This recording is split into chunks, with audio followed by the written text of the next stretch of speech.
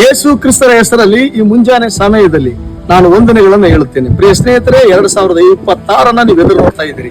ಈಗ ನಾನು ವಿಶೇಷವಾಗಿ ಆತ್ಮ ಪ್ರೇರೇಪಿತನಾಗಿ ಯೇಸು ಕ್ರಿಸ್ತರ ಹೆಸರಲ್ಲಿ ಪರಿಶುದ್ಧಾತ್ಮ ಭರಿತನಾಗಿ ಇವು ಮಲಾಕಿ 3:18 ಪ್ರಕಾರ ದೇವರು ಸೇವಿಸುವವನಿಗೂ ಸೇವಿಸದೇ ಇರುವವನಿಗೆ ವ್ಯತ್ಯಾಸ ಮಾಡ್ತಾನೆ. ಖಂಡಿತವಾಗಿ ಭಕ್ತಿವಂತರೇ ಮತ್ತು ನಂಬಿಗಸ್ತರೇ ಕರ್ತನ ನಿಮ್ಮನ್ನ ಮೇಲೆ ಬಿಡಿಸ್ತಾನೆ. ಆದ್ರೆ ಎರಡನೇ ಗುಂಪು, ಸೇವಿಸದ ಗುಂಪು ಯಾವುದು?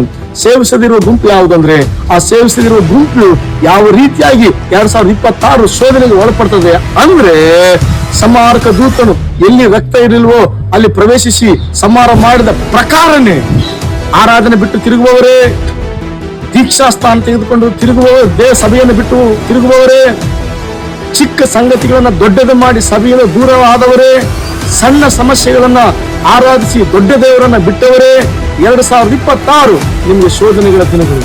ಯಾಕಂದ್ರೆ ದೇವರಾತ್ಮನು ನಿಮ್ಮನ್ನು ಆಶೀರ್ವದಿಸಲು ಬರುವಾಗ ಅಲ್ಲಿ ಆರಾಧನೆ ಇಲ್ಲ, ಯೇಸುವಿನ ರಕ್ತ ಇಲ್ಲ, ಪ್ರಸನ್ನತೆ ಇಲ್ಲ, ಅಲ್ಲಿ ಅನೇಕ ತೊಂದರೆಗಳನ್ನ ನೀವು ಅನುಭವಿಸ್ತೀರಿ. ವಿಶೇಷವಾಗಿ ಆತ್ಮೀಯ ತಂದೆ ತಾಯಿಗಳಿಗೂ ಹುಟ್ಟಿದ ಸಭೆಗೆ ವಿರುದ್ಧವಾಗಿ ಗುನುಗುಟ್ಟುವವರೇ, 2026 ನಿಮ್ಮನ್ನ ದೇವರು ಸಂಧಿಸ್ತಾನೆ, ನಿಮ್ಮನ್ನ ದೇವರು ಸಂಧಿಸ್ತಾನೆ. ಇದು ಯೇಸುವಿನ ನುಡಿ, ಇದು ಯೇಸುವಿನ ಮಾತು, ಪರಿಶುದ್ಧಾತ್ಮನ ಮಾತು. ಯೇಸು ಭಕ್ತಿವಂತರನ್ನ ಆಶೀರ್ವದಿಸಲಿ.